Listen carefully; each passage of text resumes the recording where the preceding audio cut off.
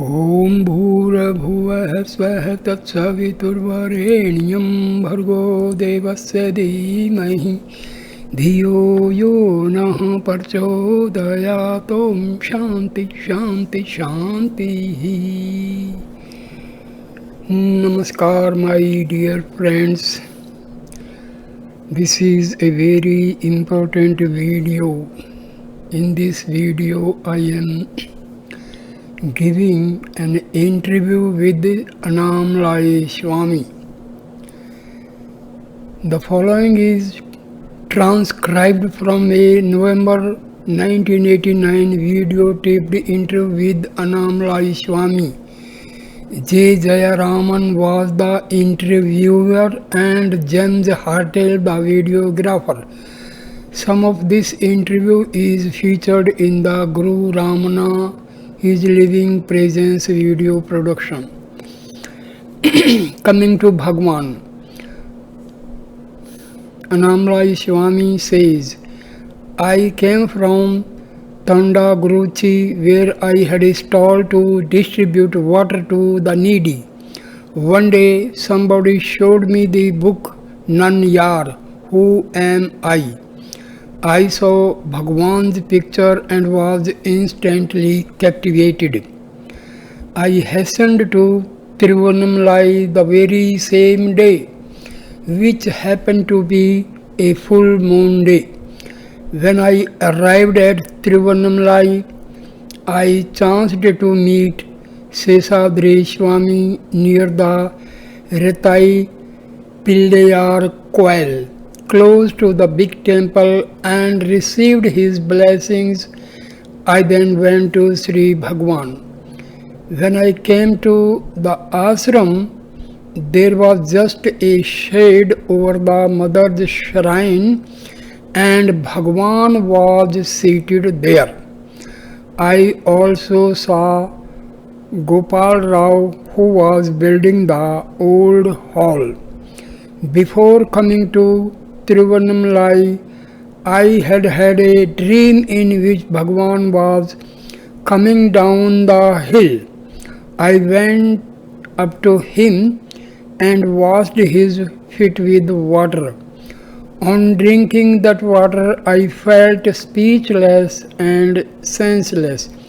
When I came here, Bhagwan was coming from the hill, but nothing else happened like in the dream.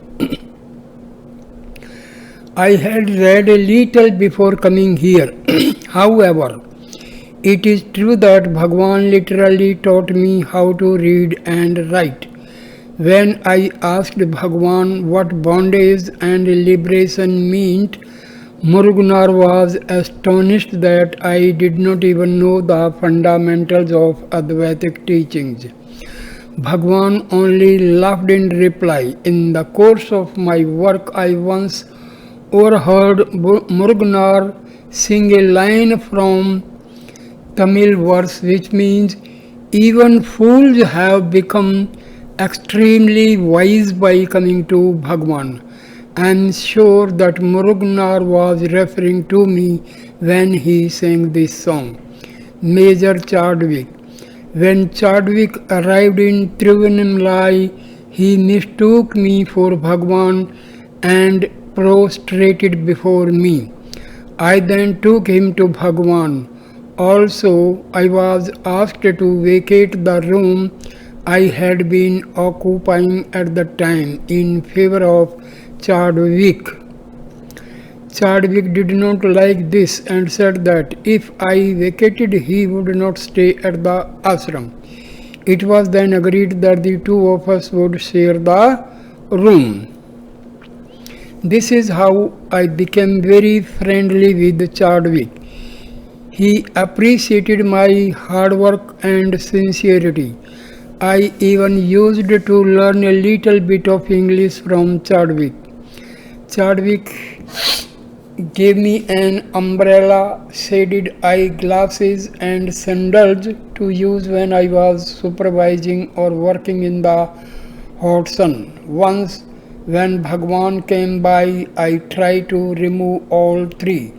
Then Bhagwan came near me and chided me, saying, "If you behave like this on seeing me, I will never come near you." The irony is that some others in the ashram used to scoff at me for wearing these in Bhagwan's presence. I was in a dilemma because it was Bhagwan who insisted that I behave normally or he would not come near me. If you got up from your seat when Bhagwan passed by, he would not be happy and would say, "So you are showing off your bhakti. Why not behave normally even when I come?" Construction work. I knew nothing about masonry work before coming here. Although my father was proficient in masonry, sculpture, astrology, and other fine arts, I knew none of these when I came to Bhagwan. Bhagwan taught me everything. One day, Thanamapatti asked Bhagwan how I could apply my mind to supervise all the construction work that was going on and still be devoted to Bhagwan. Bhagwan laughed and remarked that I would have been an engineer in my previous birth. It was in very subtle ways that Bhagwan extracted work from the devotees. During my early days with Bhagwan, he once told me, "Go and see what the mason is doing." So I went there, asked him what he was doing, and conveyed the reply to Bhagwan. After some time, Bhagwan again asked me to go and see what the mason was doing. I complied. The mason was a little annoyed but made the same reply. When Bhagwan asked me to go and see what the mason was doing for the third time, the mason thought that Bhagwan was mad as he was just asking him the same question again and again. I now asked Bhagwan why he kept repeating the same question. That is when he came out with his intentions and said, "Someone can attend to the work here. You go and supervise that work." I reflected that Bhagwan could have told me this in the first instance itself, or just ordered me to go and do it. But that was not Bhagwan's way. He was very subtle, shy, and very gentle.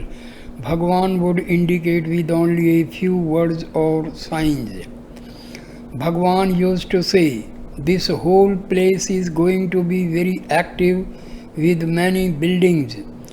Some of his comments were hard to believe because no indication of such things was found then. When the storeroom was being built, Bhagwan wanted me to make an image of Arunachala in cement. I honestly felt that I was overworked, not getting enough rest. Also, I was feeling a little dejected. A little later, Bhagwan came back and said, "I thought I could make that request, but if that is difficult for you, don't bother with it." I felt badly about the thoughts I had entertained and resolved that in the future I would definitely undertake and fulfill any of Bhagwan's requests, even if that should mean sacrificing my body. It was a solemn pledge I made to myself. Bhagwan was very particular about doing things meticulously and perfectly. On all cupboards and other furniture, the name Sri Ramanasramam Tiruvannamalai had to be written very neatly, just like printed letters. Bhagwan insisted that I should draw the image of Arunachala on the wall of the ashram store. When it did not come out properly, Bhagwan came and instructed me. However, it did not come out the second time as well. Bhagwan once again gave me a few hints and I managed to get it right the third time, and it can be seen at the store entrance even today. The three-dimensional aspect is also visible on account of the cement being plastered accordingly. The same thing happened with the arc of the ashram entrance. Bhagwan would encourage me to take up such work, and whenever I had a difficulty, Bhagwan would come, give hints, and encourage me to do it perfectly. One day I was feeling tired and was reclining against a wall. Bhagwan came up to me and said, "I am afraid to even look at you." I asked him why that should be so. He said, "If I would just look in one direction, you would construct a structure there." This was of course in jest, but it also meant that I could understand Bhagwan's subtle instructions and follow them meticulously. This was great appreciation showered upon me by Sri Bhagwan. Once I was about to construct some steps when Bhagwan came and hit me 3 times. I had been asked to repair some dilapidated steps behind the dining hall. In those days, money and materials were scarce. I asked Ramaswamy Pillai to get 3 or 4 measures of cement. Now in Tamil Nadu, the word padi stands for both measure as well as for steps. Bhagwan asked me how many padis, meaning how many steps I was constructing. I thought he wanted to know how many measures of cement I was ordering. Bhagwan gave me a playful slap and said, "I am asking about one padi and you are answering about another." On another occasion, I was building some steps near the water tap. Bhagwan was standing there and giving me instructions. I got up. I banged my head hard against the tap. Bhagwan asked Madhava Swami to bring jambak, medicinal ointment, and personally massaged my head for a long time. Though I had pain in my head, I kept reminding myself of Bhagwan's teaching, which was to give up the I am the body idea. I also thanked the tap for giving me this opportunity to receive a massage from the golden hands of Sri Bhagwan. In the earlier days, Madhava Swami, Ranga Swami, and I used to massage the soles of Bhagwan's feet with oil and put our heads against his feet to receive his grace. After completing the massage, Bhagwan used to pretend to be asleep when we did this. However, when large crowds started coming to the ashram regularly, we had to stop this practice of ours. When the dining hall was being built, Bhagwan used to dig the earth with a huge gadda pair, crowbar, and Santhamma used to mix mortar with water. I was interested with the mason's work. While we worked on the construction, Thinamma and Subbulakshmi Amma used to do the cooking nearby. As I was not a Brahmin, the women used a large white cloth as a partition between them and us. Bhagwan told them, "Why are you doing this? It's only our Annamalai Swami. Why should you segregate him like this?" Chinna Swami, on hearing this, said, "Bhagwan says our Annamalai, so he has become a Ichha Brahmin, that is a Brahmin by the wish of Sri Bhagwan." Disturbing ants. One day after lunch, we noticed lots of ants in the old hall disturbing the devotees. Bhagwan asked me to inspect the area and do the needful. When I went and lifted a stone, millions of ants rushed out. I was jumping all over in order to avoid crushing them.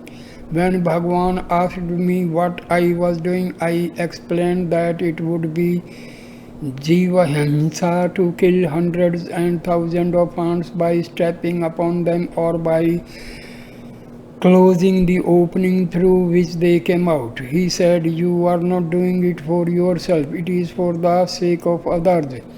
He then quoted from chapter 13 of Bhagavad Gita, where Krishna says that even killing is permitted if it is for the benefit of the world. Upon hearing this, I cleared the area of ants, sealed the entrance, and cemented it. In the days when I still used to live in the ashram, I once told Bhagwan that I did not even desire moksha. I just wanted to be saved from the attractions of women. I was wondering what reply Bhagwan would give. He said that it was freedom from this desire that all great people had sought and suffered for. Fleeing to Polur, Bhagwan always taught Jnana Marga, yet when he went out, no one ever talked about Jnana Marga or even Bhakti Marga. And since at the time I felt that whatever bhakti I had evaporated, I was feeling that Bhagwan did not want me to stay there. I walked without any food for 2 days and was weak and exhausted by the time I reached Polur. I begged at Nairmangalam's place and many other places with no luck. None wished to give me alms. In fact, one person wondered why I had to leave a holy place like Tiruvannamalai and wander elsewhere. All these events discouraged me. I had heard that if one stood chest deep in water, it would aid in withstanding hunger. I did that in a tank just outside Polur for a while before leaving for the Samadhi of Vithoba in Polur. In the afternoon on the third day, a lady took pity at my plight and offered me 2 glassfuls full of thin gruel. This helped me to regain some of my strength. I then plucked a little flower in order to toss it up to divine if I should go back to the ashram or leave Bhagwan permanently and go out as a wandering mendicant. The flower tossed up indicated that I should go back to Bhagwan, and I began walking back promptly. That's when the owner of a small roadside hotel invited me in and fed me sumptuously with great reverence. Besides, he also gave me 2 rupees for my travel expense. I took this as a good omen and vindication of my decision to return to Bhagwan. I boarded the train to Tiruvannamalai without a ticket. However, while the ticket examiner checked all other passengers, he totally ignored me. Similarly, when I got down at Tiruvannamalai, the station master, who usually checks all the tickets, let me through, saying that he had already checked my ticket. I went straight to Bhagwan and narrated all that had happened. Bhagwan graciously said, "How could you go away? You have so much work to do here, and unless that is finished, how could you go?" I was standing near Bhagwan and he gave me a steady look of grace. I felt that Bhagwan was quoting the song from the supplement to the 40 verses, which means when you have the association of great men, there is the need for following the usual injunctions expected of a seeker, like going on a yatra, remaining in Mauna, etc. This song came to my mind, though Bhagwan had not uttered a word. That gave me great confidence, and I declared in the presence of Bhagwan that I would stay put and do whatever Bhagwan asked of me. Bhagwan smiled at me and gave me another look of grace. There are many instances when Bhagwan showered grace by his look. On seeing this, Shivalinga tried to my left arm. On seeing this, Shivalinga tied to my left arm. Bhagwan repeatedly said, "You have the Lord tied to your hand. What more do you want?" It was my father who had this linga tied to my arm. The Tamil religious calendar says that upon rising every morning one should look at the sun in one's right hand and at a linga in the left. As I was interested in following this injunction, it was suggested that I could have a linga tattooed on my hand. But my father preferred a linga itself to be tied to my left hand. Bhagwan used to repeatedly tell me, "God is in your own hands. What shortcomings can you face in your life?" Animals. Bhagwan was extraordinarily kept towards birds, squirrels, cows, dogs, and peacocks. In fact, he showed visible partiality towards animals over humans. Once a big doe fell down on being attacked by a vulture. Bhagwan personally attended to the bird and treated it with jambak and other oils. He massaged its head and kept the doe for the whole day. The next day, when he asked me to bring the doe to him, the bird had by then recovered so much that it flew off. I was present when the crow, towards which Bhagwan showed extraordinary kindness, died in his hands. So also Jaki the dog and Valli the deer. When the Samadhi was being built for Valli, I was very thin and could easily go inside the tiny dome to do the plastering work. Bhagwan used to stand outside and hand me chuna and other material and helped me complete the Samadhi. The crow was very fortunate to die in his hands. Bhagwan was particularly interested in rituals for the Samadhis of the birds and animals and wanted special pujas to be done for such Samadhis with offerings of milk, etc. Many people used to witness this with awe and wonder. Once, as Bhagwan was descending the steps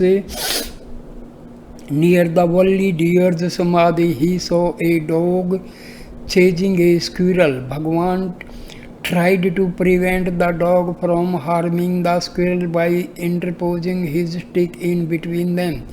In the process, he stumbled and fell down the steps, suffering bruises all over his body. Tincture was applied all over, which causes a burning sensation. Plaster was applied on all the wounds, and there are even photographs of Bhagwan with plaster all over his body. Bhagwan underwent such suffering even for animals. We all have witnessed these phases in Bhagwan's life. Moving to Palakotu. I moved to Palakotu during the time when the dining hall was being built under my supervision. One day Yogi Ramaya was accompanying Bhagwan and told him that I had become very weak from so much hard work and that I should be released from this strain. Bhagwan also said yes, he should be given freedom. Resolving to put an end to the tension and mental suffering, I went up the hill to meet Bhagwan and requested permission to stay in Palakotu. Bhagwan said, yes, that's good for you, and he repeated it thrice. A little later, I went into the bathroom when Bhagwan was being given an oil bath. Madhava Swami, his attendant, remarked that many sadhus are known to take ganja, hemp, and asked him how one would feel on consuming ganja. Bhagwan then suddenly got up and holding me by shoulder said, "It will only be like this." I felt such a great joy when he held me that I handed over the keys of my room to Bhagwan immediately and left for Palakotu. When I left the ashram, I had no thoughts about where I would stay or what I would do for food.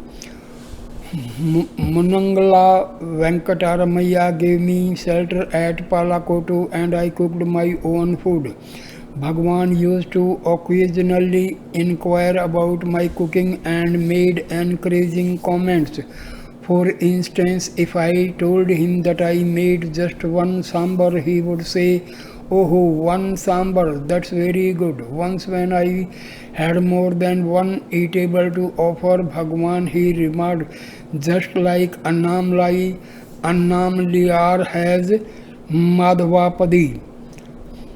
Bhagwan was comparing his receiving food at the ashram as well as at other places to the idol of Anamlai in the Arunachaleswara temple, which stops at each mandap and is offered food. Bhagwan has come to this place and even had some food cooked by me. Whenever I was engaged in construction work at the ashram or Palakotu, Bhagwan would inspect my work and instruct me. Once Bhagwan visited me when I was removing the scaffolding from my house. As I could not complete the construction for want of money, when I told Bhagwan the reason, he said, "Oh, so you have to remove this scaffolding for the sake of money," and went away. That same evening, a lady came from Ramaswamy, stayed here for a month and donated rupees 100. This house was completed with that money along with the help from Vaikunath Sagar. I shall tell you the story of how this house was designed. My friend Arumugam and I were planning to build a small thatched shed for me to live in. Bhagwan heard our discussions from afar and inquired about our plans from Arumugam. He then asked many leading questions relating to the design of the house. "Will you use mortar, lime, bricks, etc.?" he asked. "Will the house give an upper floor? Will there be a mortared top?" etc. Thus, without saying so explicitly, Bhagwan conveyed to Arumugam the design he had in mind for my house.